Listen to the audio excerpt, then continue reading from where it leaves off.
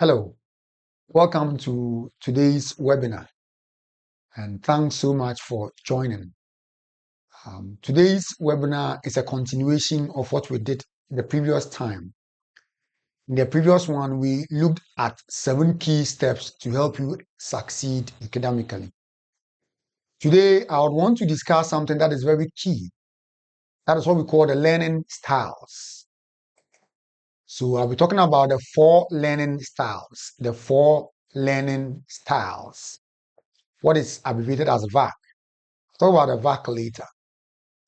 So the seminar outline, we're discussing what a learning style is, what you need to know about the learning styles, what it can do to a student, how useful it can be to you. Then I'll talk about the 4 learning styles, its features, useful skills that you can learn from it, how to use them, etc. Then I would mention the learning style questionnaire, and then what you are supposed to do next as a student. So let's begin. So what are learning styles? Now, when you are asked what are learning styles or want to know what are learning styles, ask you what are learning styles. So I have here learning style in general describes all the techniques used to ensure that one gets the information he is learning stored in his memory for application or for examination purposes. Everything that you do to be able to store information and to be able to prepare for an exams, we can call it a learning style. However, the term learning style in itself, with regards to learning, is more specific to these 4 key things that we'll be talking about. All right. So learning styles typically are used to describe inbuilt personality traits that influences how an individual likes to receive or process information. You see, we are all different persons. Our genetic makeups are different. You can even have twins with 2 different learning styles, because one person might be using one particular style because that is how the person's makeup is, whereas the other person has a different learning style, and that is what the person's makeup is. So the learning style is more biased towards a person's makeup, and that is what we'll be discussing today. Now, when we talk about learning styles, we cannot do that without talking about VARK. V-A-R-K. This is an acronym. V-A-R-K. I'll come to the acronym. But then this was proposed by Neil Fleming in 1987. And he was an educator and researcher in the University in Canterbury, or University of Canterbury, New Zealand. Now, he proposed the VARK model, and it has stayed on. Others have added 1 or 2 to it. You can read elsewhere, they will talk about 8. But you can see that it is more embedded on the 4. So Fleming's work focused on understanding how people learn and in identifying effective teaching strategies. Now we are talking about learning today, but in essence, the whole thing of learning styles or the VARK can be applied in even teaching. So if you're an educator who has joined this session, apart from the fact that students will need the VARK to be able to learn, an educator can also fall on that to be able to successfully teach his students. So that is VARK. So let's look at what the VARK is. So VARK, V-A-R-K, we are talking about V for visual learner, A for auditory or oral learner, R for the read or write learner, and then K for the kinesthetic learner. So they are 4. V-A-R-K. In a subsequent discussion, we'll talk about memory techniques, and this is one of them, forming an acronym. If you mention these words individually, you'll not be able to remember. But if you talk about VARK, it sticks. So visual learner, auditory learner, read or write or verbal learner, and then the kinesthetic learner. So I try to pick a picture of that to just have an idea. So there are 4. I picked it from my private professor website. So you can see that a visual learner, students benefit from visual aids such as videos, presentations, and diagrams. So for some of you, you enjoy watching someone in a video to learn from that. Then we go to the right, the auditory learner. And then for an auditory learner, they probably prefer using sound to be able to hear and to learn. That's the auditory learner. Then you have the read or write. The read or write persons thrive in reading information, writing it. They want text information. That is how they also learn. And then we have the kinesthetic learner. The kinesthetic learner wants to use his hands to do the thing. He wants an activity that will connect to the learning. That's how a kinesthetic learner also learns. Now let's delve into these and see how we can benefit from them. So this is my outline. So I'll be talking about what it is to be any of these, whether a kinesthetic, visual, etc. What are the characteristics of such a learner? What are their strengths? Because if you know the strengths of that particular learning style, then the preferred learning methods. If you get to know your learning style, which preferred methods would work well or best for you? And then tips for that category. And then also jobs they usually do, because your learning style has a way of influencing the jobs that you like. So that's an eye showing a visual learner. So a visual learner wants to see. They would want to see. Now, what is or who is a visual learner? A visual learner is someone who processes and retains information best through visual aids, images, and observation. So for such a person, if I'm talking and I don't have these slides that you are looking at, they get lost. They can't connect. But once they see this slide, it connects to the information you are giving to them. And that is the visual learner. Now, let's look at their characteristics. So 1, they learn better through diagrams, charts, graphs, and illustrations. So for example, we are talking about a cell. A cell has a nucleus. It has a cell wall. They want to see. A picture of that will solve the problem. You see, I place a picture there showing the one that are divided into 4, a quadrant showing the visual, auditory, and read-write. That is how they are. They would want to see, and then the site connects the information for them.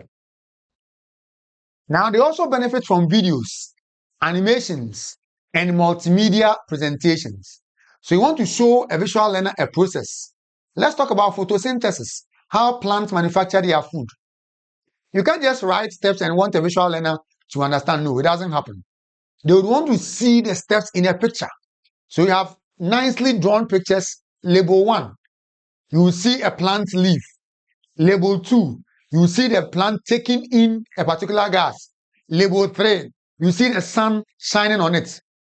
You solve the visual learner's problem. So if you're a visual learner, you would always want to bring text information to a picture form. So they want videos, they want animations, and other multimedia presentations.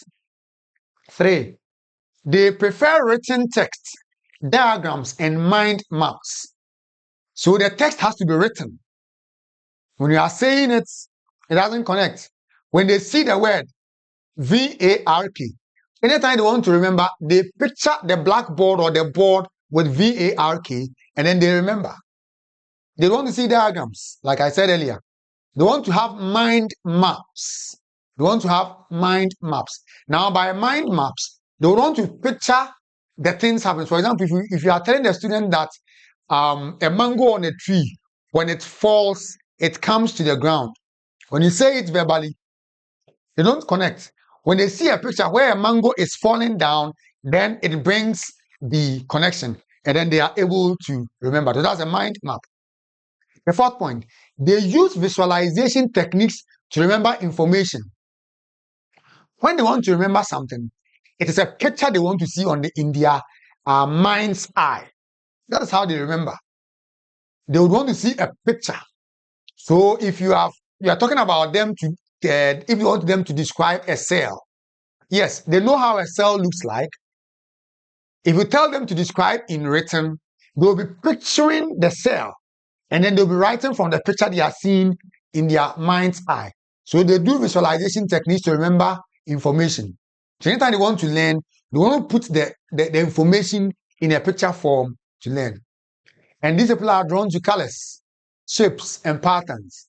So they come to your end, they see a picture there, they look at it, they get easily drawn to that.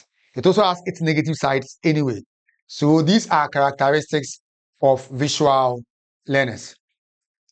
Now we know their characteristics. Let's look at their strengths, because their strengths would help a visual learner be able to become better. So our first point here, they have enhanced visual memory and recall. I had a roommate who says that even as we are sitting in the room at the university, he can still remember the blackboard of his primary school. And I'm like, wow. After age 25, he can still remember. He said, yes, he can still remember the blackboard, the things the teacher wrote on the board. That's a visual learner. So they have enhanced visual memory. An incident will occur and they'll be able to describe vividly what took place. Second strength, they better understand, or they have better understanding of special relationships. By special relationships, let's assume that there's a figure here and there's one down there. They're able to remember easily that there's a round item and then there's a fixed pointed item below it. They can remember they can have an idea of the angle that it is. Special relationships. They know locations of things. When they put an item down in a room and you place it elsewhere, they would easily know that no, someone has come there. Okay, let's go to their third strength. They have improved memory and recall. They have improved memory and recall, better understanding of special relationships, and then they have improved comprehension through visual organization. Improve comprehension through visual organization. So when they want to do anything that would need recall, they can do that best when they have organized the information in a picture form. That is how they are able to do their learning. So improve comprehension through visual organization. If they want to remember 7 steps, they need to picture the 7 steps and they can bring that out easily. They also have increased engagement with visually appealing materials. They see a very nice poster, they are inclined. They see an activity going on and it looks nice, they are inclined. They would want to go for sightseeing. They prefer that than sitting at one place and then listening or reading text. And they have very strong observational skills. And that's what I said earlier.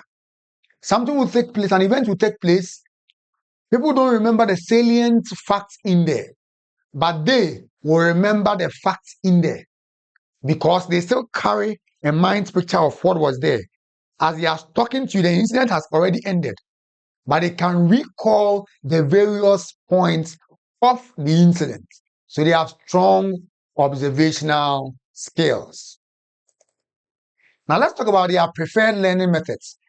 Now, once you know your learning style, then there are preferred learning methods that would help you. So 1, watching videos and tutorials. I have a student who says he enjoys learning by videos. After teaching him this and he realized that he was a visual learner, he would prefer watching a video. Once he watches it, forget about it. He will sleep, and will still remember what he did. So you want to see a visual tutorial. You are solving a math question, you want to see a tutorial. They want to have a mind picture of how it's been solved. They love to read books, articles, and graphic novels. So they are reading, but the graphical nature of the material attracts them.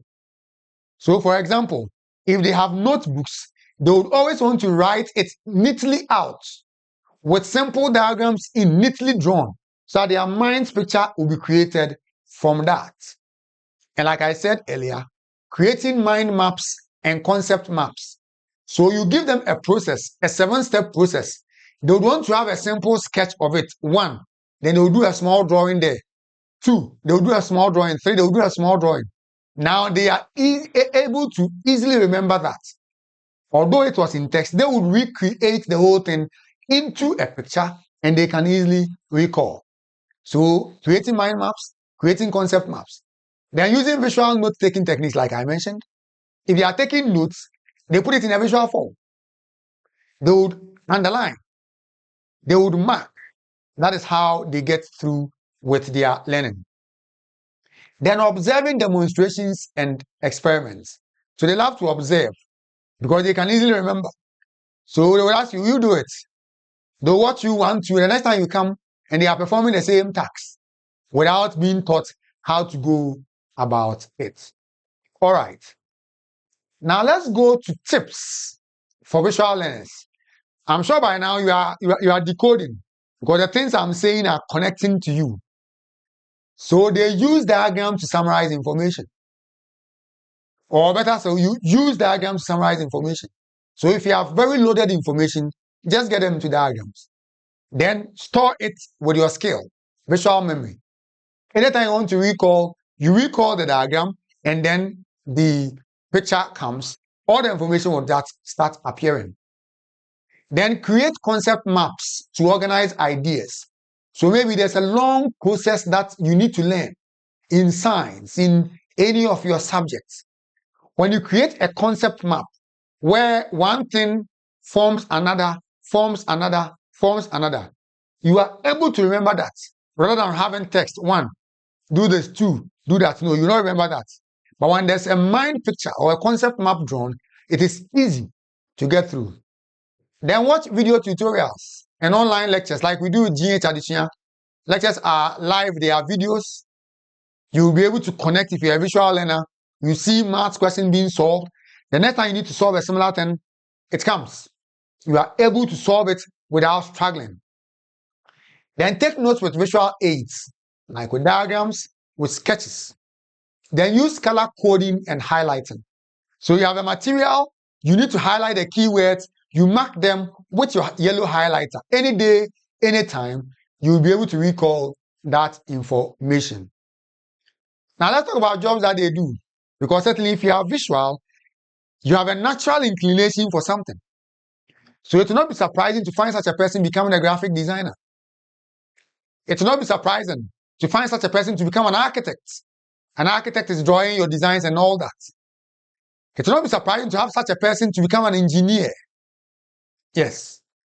An artist, certainly you are going to draw. And an artist will connect visually because he's there. A photographer, a videographer like I'm being helped here. We have UX and UI designer. Let me help you with this one. When you pick your phone and you go on a website, there are places that you touch and then things will pop up. There's a hyperlink behind that. Someone will do the programming, computer programming. Another person will do what you visually see and it makes it appealing. A visual person wouldn't like to do the code, no. He'd want to do what you are seeing, the front end, so that you will love to click on it. And that is what the UX or UI person does. Then a data visualization specialist.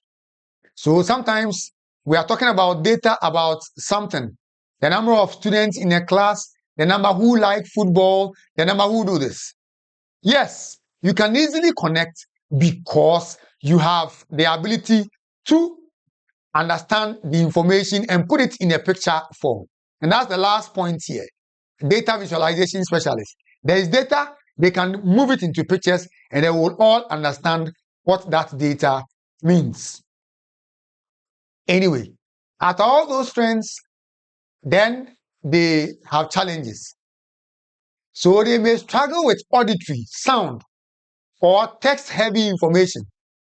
When you have information which is coming by hearing, no, they want to see something. So if you are telling them something, they want to pull a sheet of paper and sketch it. You are giving them a direction to a place. It looks so simple. But they say, no, wait, let's write it on a paper or draw it on a paper. That is the only way they will connect. If you are just saying words or speaking words, they will be lost. So they would want to get a picture. If you use auditory, they are lost. Or speaking, they are lost. If you use a text to lost, or things that have more text, they get lost. They will still prefer to see a picture. They can be distracted by visual stimuli. So they are in class. Someone is passing by the window, and then they go and look. They turn back. Someone gets up from his seat, they will go and look, and then come back. Someone enters a room with a red shirt, they will go and look, and they will come back. So when such a person is driving, you can see what can easily happen. Because anything visually that attracts him by the roadside, he will go look and come back. And that can be very disastrous. And we are saying that they might need help with verbal communication. If you are communicating to them verbally, you may need to have some written or drawn pictures. Other than that, you may speak for 1 hour and they just heard you for 1 minute. And these are challenges that they face. All right. So that was about the visual person. Let's go to the auditory learner. So you can see a human ear there. Auditory. So this one, the picture I've done there, I've placed here. If I address the word auditory learner, the visual learner will be lost. He will now be going into his mind's eye to picture what auditory means. But once he sees this picture, he may not even need to read the text there. It is connected. All right, the auditory learner. So who is an auditory learner? Who is an auditory learner? An auditory learner is someone who processes and retains information best through sound, music, and oral instruction. And this one is me. Through sound, music, and oral instruction. Okay. Now let's look at the characteristics that these people possess. They learn better through lectures, listening to lectures, discussions, and oral explanations. So you want them to understand something, they want you to discuss with them. No need for a diagram. The diagrams will help, but they are okay when you speak about it. Once you can communicate to them very well in speech, they are fine. They want to be in a discussion in a class. They want to discuss the things with friends. Then they're able to connect it easily and remember it. The next characteristic is they benefit from audio materials, podcasts, and audio books. Sometimes I want to listen to or read a book. I don't have the time. I just need to download the book. Go lie in my room, put off the light, and lie down. Everything in there, I'll pick it. Because I'm auditory. My ears are so attentive that while the person is reading the book in the audio, I can picture that in my mind. And that is the what I just spoke about, that characteristics. They prefer verbal instructions and phone calls. So I like phone calls. I don't like chat so much. I enjoy my phone calls. I love to talk to people. Verbal instructions. So such a person would want you to say the thing. Tell me the thing. I wouldn't want the written text. I can with that, but I'm excited when it is verbal or when it is through an audio means. They use rhythm and melody to remember information. Yes, this one also gets to me. So I love to have a sound piano background when I'm learning. Something that music that I will not necessarily connect to in the background. It gives my mind some peace to be able to learn. And that's what we are saying here. They use rhythm and melody to remember information. And they are sensitive to tone, pitch, and volume. So I go to a place, someone is speaking loud, it gets to me. Someone is speaking very low, it gets to me. If the sound is good, I am attracted. Let's talk about singing. If someone is singing and he goes a little off the key, I get it. Because that is my inclination. I'm auditory. So anytime something that is not sounding well comes, I get that. Anyway, there's a bad side to this too. Okay. Let's go to their strengths. Because once you know the strength as an auditory person, then you can become better using these skills. So excellent listening skills. So always they would want to be in a classroom and they should hear the teacher. They should hear the teacher. So the teacher is writing on the board, but when they can't hear, they are worried. So you can use that skill to your advantage. They have strong ability to follow oral instructions. So most times, I don't want to hear the thing, then it sticks. Because even how your voice is going and coming affects it and affects the memory. Hello, come here. That alone is able to help me that the person, he screamed, hello, come here. That two difference in the tone is something that can help me learn something. So verbal communication skills are part of what we do as auditory persons. Then improve retention through auditory repetition. Sometimes I am learning and I want to say that thing to myself. So at a point, I couldn't learn in the library because my third point, my fourth point talks about improve retention through auditory repetition. I'll see a word, I can write the word, and I want to say it to myself. So those of you who go to the library and then you seem to be speaking on your lips. You are not getting out of your mind, okay? It is your inclination that is making you do that. So you are speaking to yourself. Okay, so photosynthesis is the method of processing or preparing food by plants by the combination of this and that. That is your natural inclination. And that is how it helps you learn. So you can retain things that you have heard. Then ability to recognize and mimic sounds. I'm not so good at mimicking sounds, but I can hear differences in voices. So I can hear someone's voice from afar and I know that it is this person. As for music, don't go there. Once I hear the voice, I know it is this artist. They may have so close voice, timbre, or nature, but once I hear the voice, I know that it is for this person. And that is the strengths, or these are the strengths of auditory learners.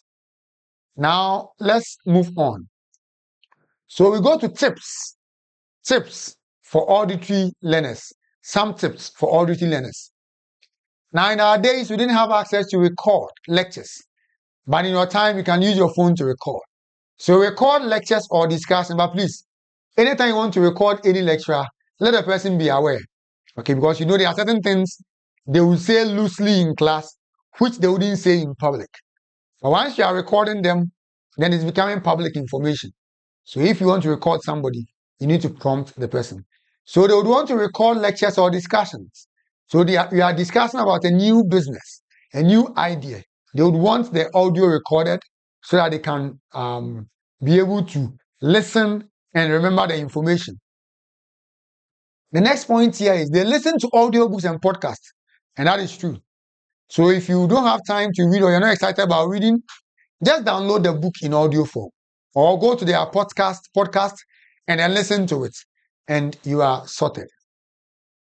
Sometimes you need to create rhymes or jingles to remember information. You need to create rhymes or jingles to remember information. Now, the rhyming is about having the same sound. Okay? Having the same sound. And jingle is about the song. Now, you see that most adverts will put a very nice song.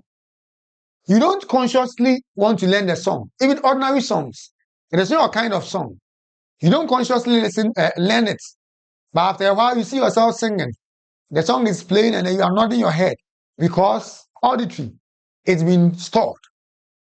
So that is one of the things that they have, and you need to know about that. They also love to engage in phone calls or video conferencing. Phone calls or video conferencing.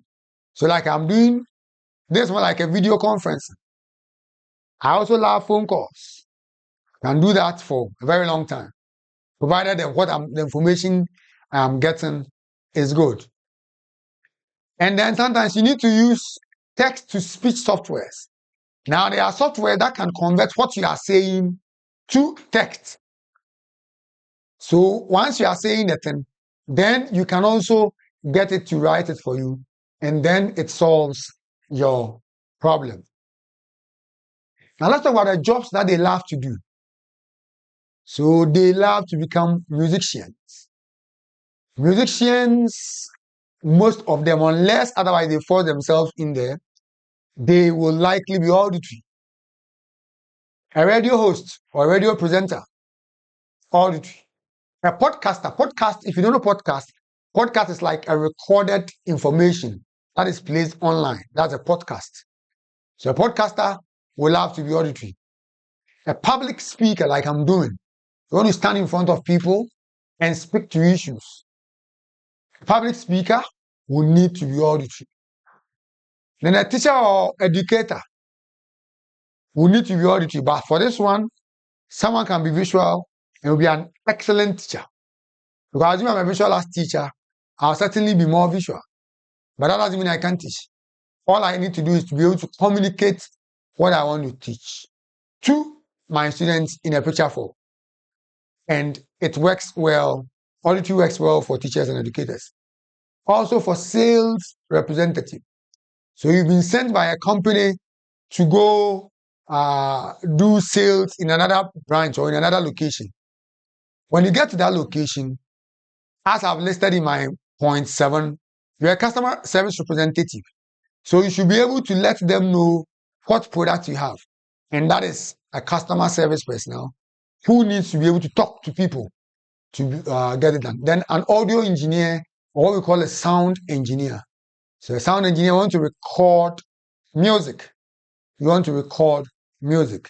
That's a sound engineer. So these are jobs that you find auditory learners taking part in. Now, the challenges that they may face may struggle with written or visual information. So if you write a thing, if they have to picture it or see it to store, it becomes challenging. However, the other thing that they can use well from this is the fact that they can hear, so they need to always put their information in an audio form. And then the second point here, they can be distracted by background noise. That's why I was talking about the music. I was being very careful because some of you go and play any kind of music, and by the time you realize you are nodding your head to the music, singing along, and no learning is taking place. So you need to know that strength and work with it. All right. Now, it can also help with written, or they will need help in written communication. Because they are not so good with written communication and they are auditory, they need help to be able to do their work easily or go about their activities easily. Okay, so we have 2 more to go. The kinesthetic learner. I'm sure you can see the picture there. The man has some Lego arranging it, and that is a kinesthetic person. A kinesthetic person. So who is a kinesthetic person or learner? A kinesthetic learner is someone who processes and retains best through hands-on experiences. They retain best through hands-on experiences, movement and tactile activities. Excuse me.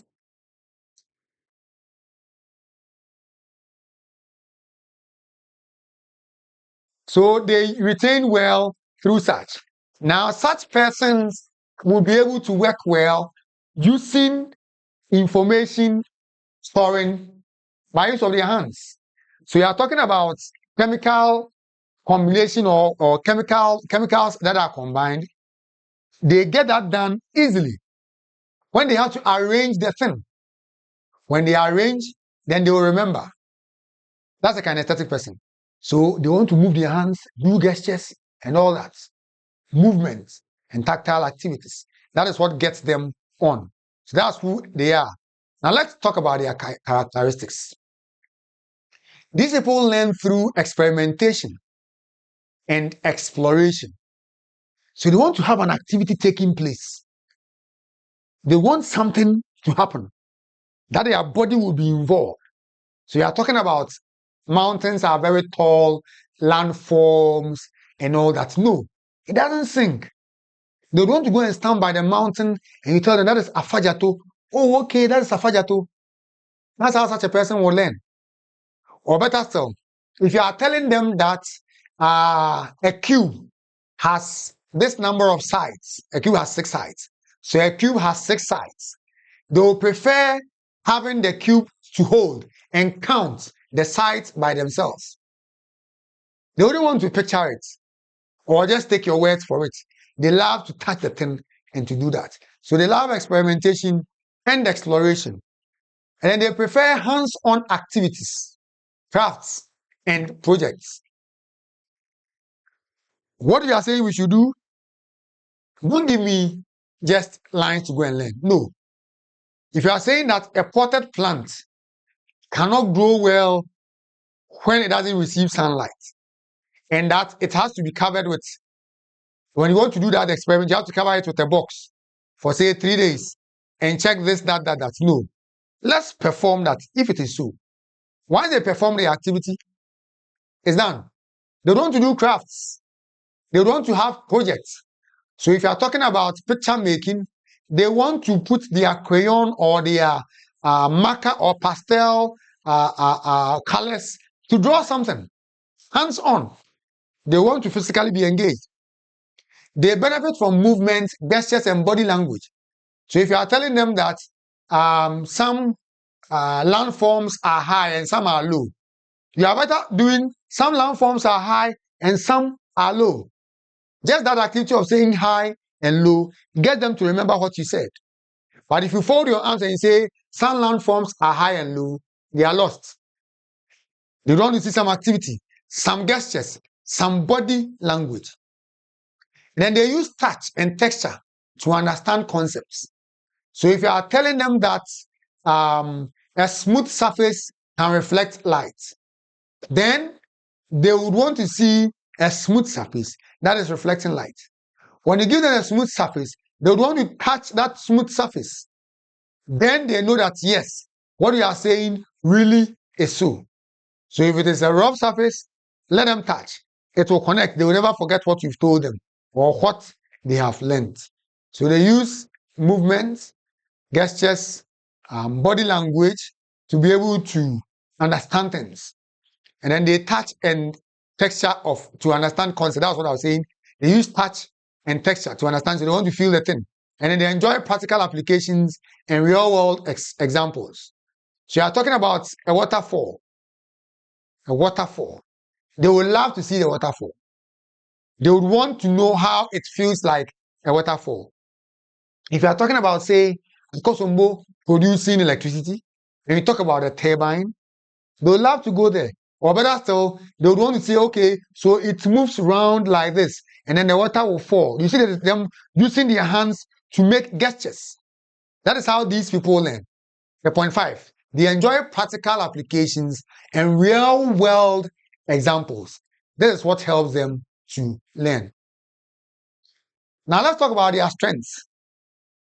Their strengths. They have excellent problem-solving skills. So an incident has occurred. We need someone to get in there and help solve the problem. They will do it excellently. Excellent problem-solving skills. So there's a problem in, say, a process at home. Maybe you have a challenge with how water flows to the house, or you need to find a solution to something at the workplace or in school. These people are able to create problem-solving activities that will bring everything to the best that we want it. They have strong spatial awareness and coordination, strong spatial awareness and coordination. So they can determine distances by picturing. Okay, this one is like 400 meters. Oh, this one is like 100 meters. Spatial distance that you cannot touch. They will feel and know how that connects. No, this thing is too close to that. They would easily see. They're able to improve their retention through hands-on experience. So we are talking about, say, addition for a child. They would want to use this, what we call the counters. The counters. They will pick 3 plus 5. They will pick 3. They will pick 5. They add them and they count. And now with that one, they are able to learn. Well, as I even mentioned this one, I can faintly remember some such counting I was doing as a child using counters, the bottle tops, so they can easily retain information by doing hands-on. So we are teaching them, say, cooking. We are saying that in cake preparation, you mix the flour, the milk, the egg, and all those things. It doesn't make sense to such a person. He would want to see and take part in that activity.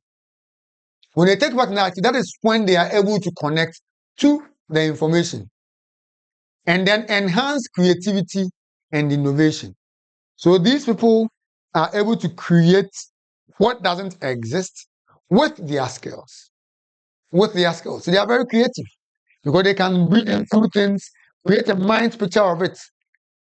And then once they are done and they have a clear mind picture of it, they can now come and discuss the issues with you. And then the final one is ability to adapt to new situations. As for them, they are into activity. So when they get to a new place and they feel that it is a little challenging, by the time you realize they've gotten on, they are smoothly doing their activities without any challenge. Now, those with this preferred learning methods of kinesthetic, how do they use this? How do they use it? Hands-on experiments and activities. Project-based learning. So they want to be involved in a project. Want to prepare a hanging on, say, French words in French. So they have the words. What are some of the words? Pantalon, stylo, L'Oreal, etc. They want to do the drawing, paste it, write the names under it, and then paste that on the classroom wall. These are those people. Hands-on experiments. Then we also have the project-based learning. And that is what they do. Give them a project and they are there.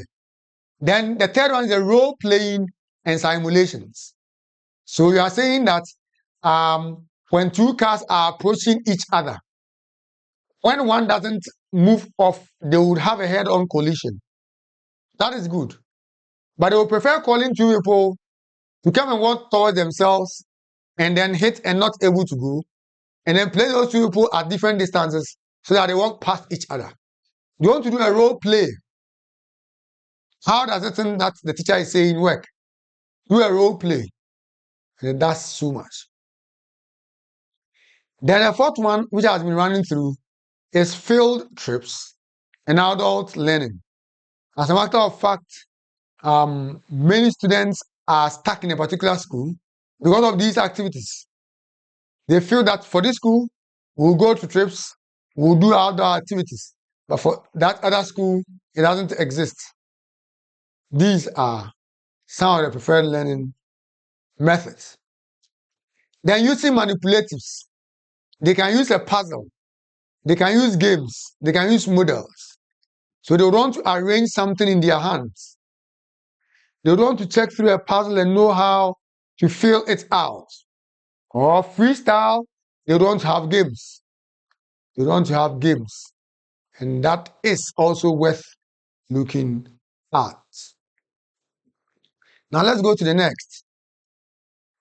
Tips for kinesthetic learners. What are the tips that we need to know about kinesthetic learners? Now, they will need to take breaks to move and stretch. So after sitting for a while, you go out, you stretch yourself, then you come back because it is activity that gets you going. And then use hands-on materials and tools. So what they are learning is hands-on.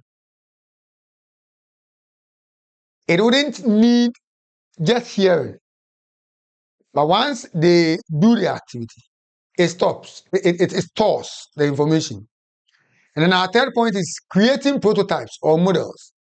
So for example, we want to teach students who are doing nursing how the human hand is. We need to create an artificial one, a prototype.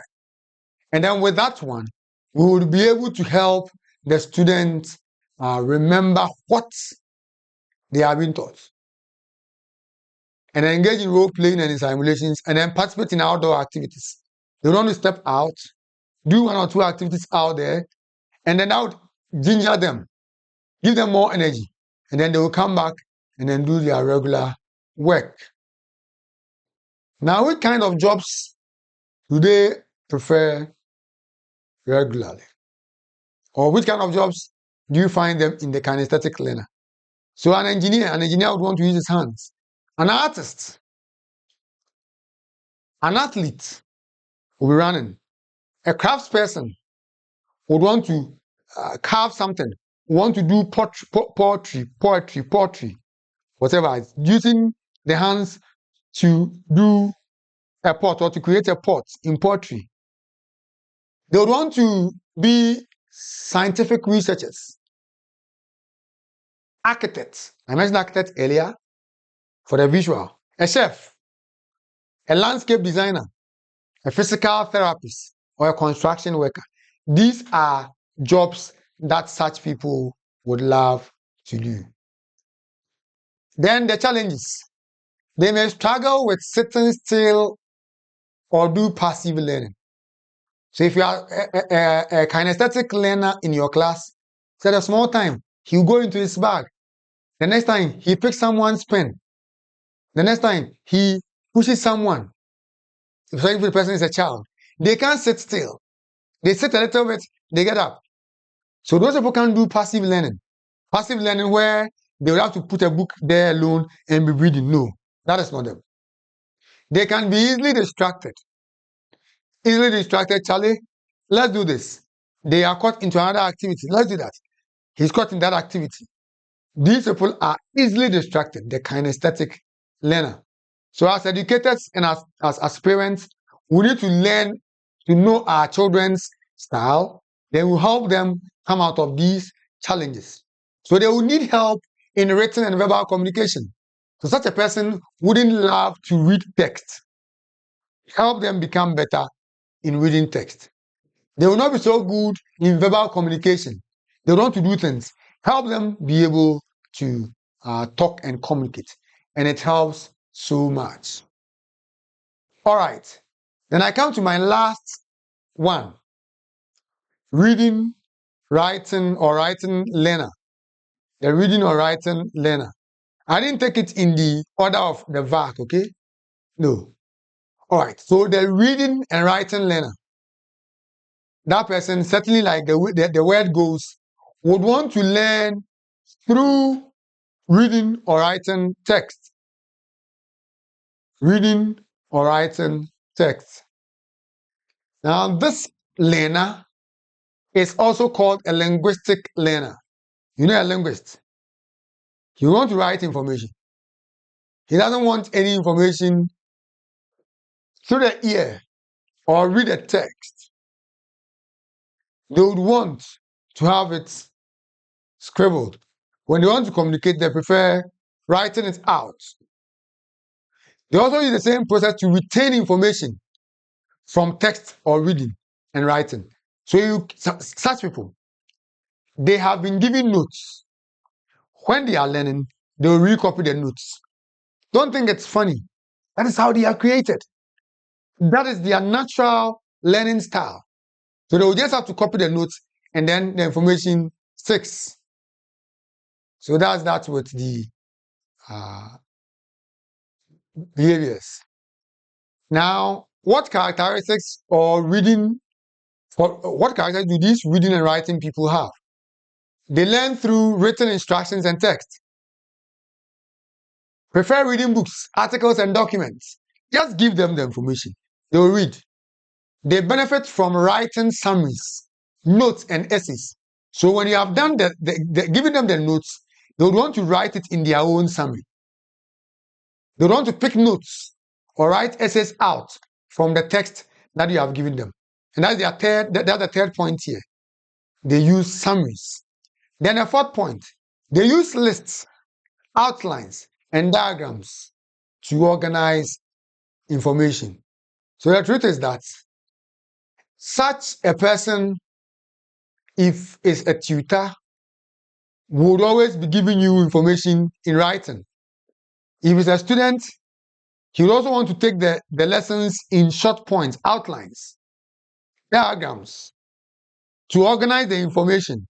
So they read a text, they put it in short sentences, and then they are able to remember. They enjoy writing stories, poetry, or journaling. So you have poetry and you have poetry. So poetry or journaling. So these people love to write stories. They will love to communicate in text.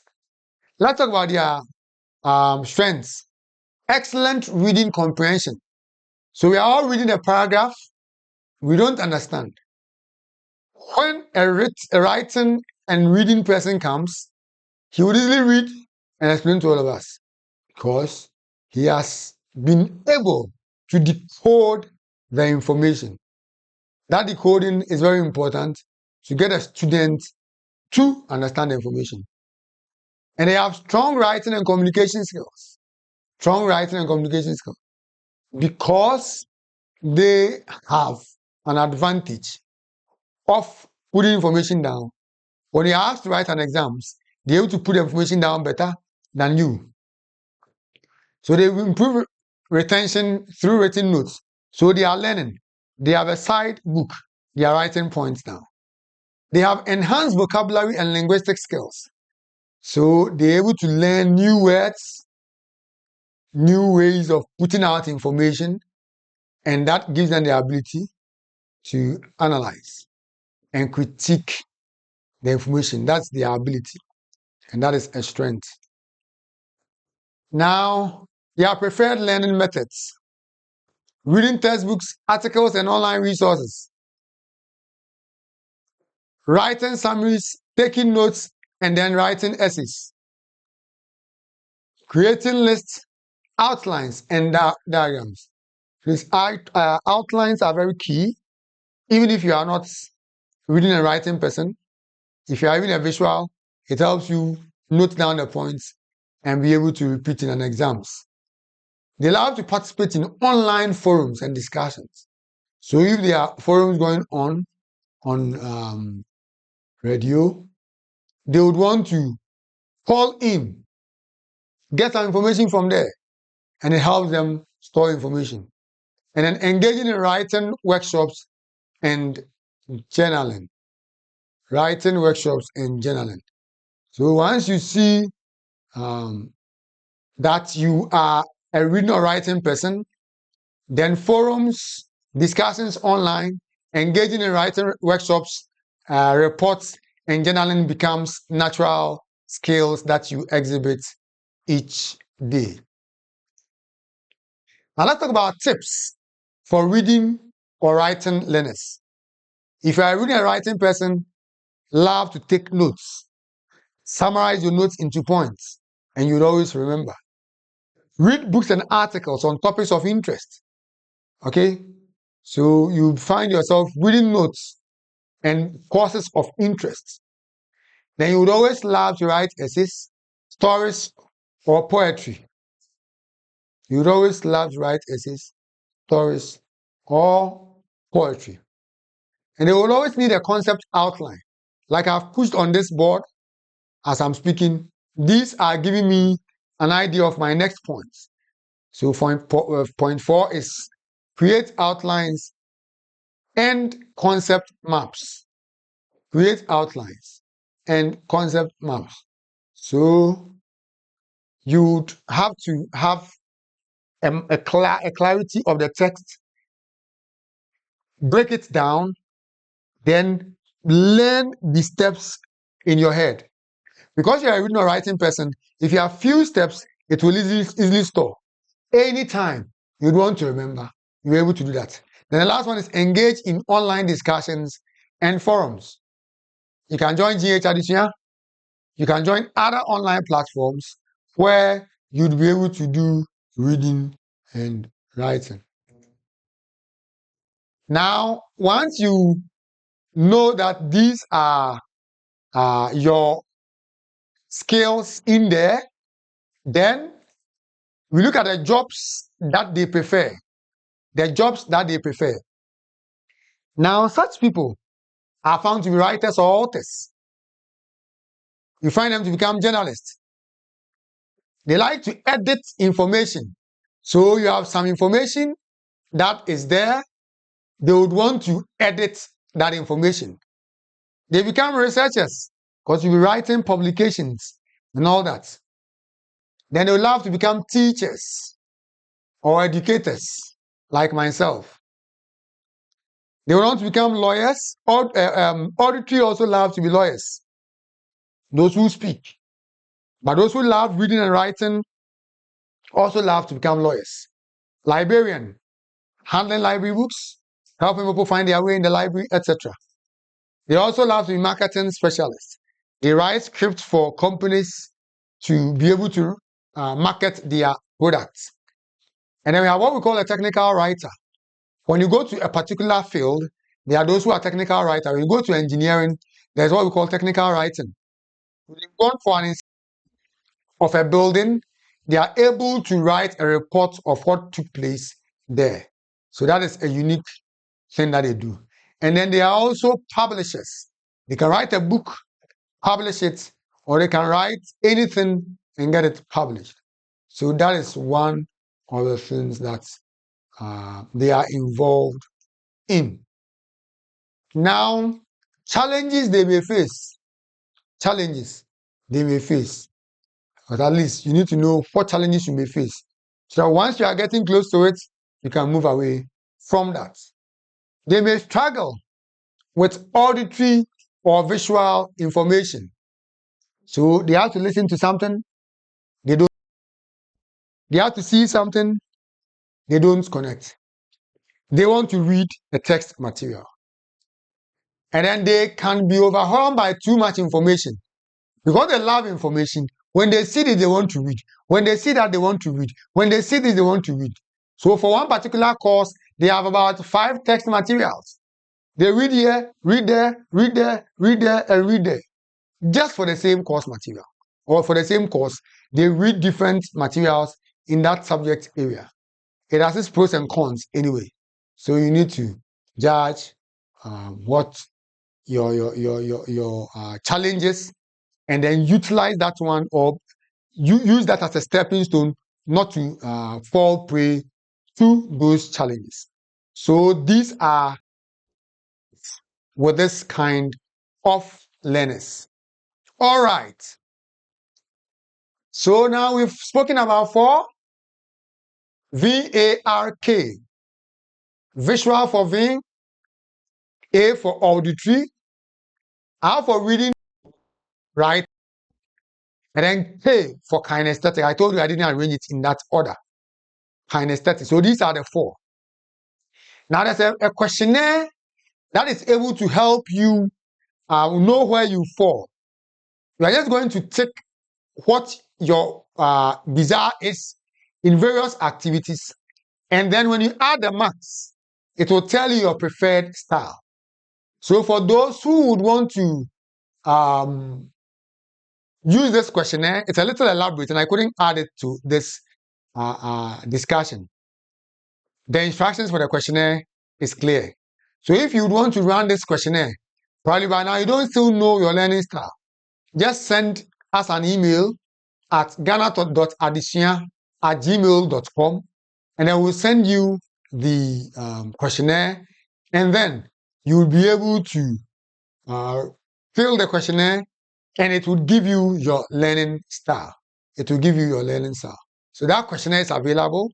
If you want to run your learning style portfolio, let us have that, and then we'll be able to assist you.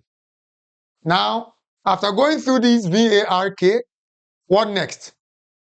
So I'm saying that for anybody listening to me, whether a parent, whether a student, whether a worker, you need to understand your learning style.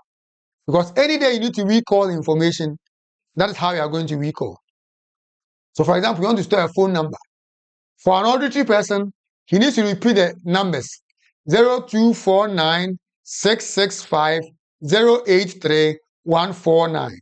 When he repeats it a number of times, then he hears it. Because there's a connection between what you say and what you hear. And that is how you'll be able to store information. If you are kinesthetic or probably reading and writing, then you want to write. The fact is, there's a connection between your finger movements and then your memory. That's how you can remember your signature easily. When you write someone's first name, you are able to recall the second name easily without even thinking when you have written the name before. So if you are someone who uses writing and you want to store information and there's a term in, say, biology or science, and then it's like carica papaya. Carica papaya is for pawpaw. You may not necessarily need to store the name carica papaya or even learn the spelling. After writing it 1 or 2 times, it is stored. So you need to know your style. And then you master the style. That's why I spoke about what features of learning that they use their style to do. So you master your style. Now, the other thing I want to mention here is that although you may fall under one particular style, everybody has a little trait of the other. I say I'm auditory, but sometimes I'm visual. Because when I see a picture, it gets to me. Having a graph gets to me. I am able to remember better when I have such materials. Okay, so you need to know your style, you need to master your style, and you need to know the other styles and improve those that have traits in you. So improve your use of the other styles. Don't be stuck with your style. Don't say that for me, this is how I am. No, you are able to use your skill to do other things. All right. So this is the end of my speech or lecture or seminar, and I'll be waiting for your questions. I'll be waiting for your questions. So is there any question from anybody? You can also put it through the WhatsApp line, and we can also help you. Or put it in a chat through the Zoom, would help you. Or if you want to talk, just put up your hand. I'll help you unmute yourself and you'll be able to communicate. All right. Thank you very much for your time. And then I'll help you out with the questions. Bye-bye.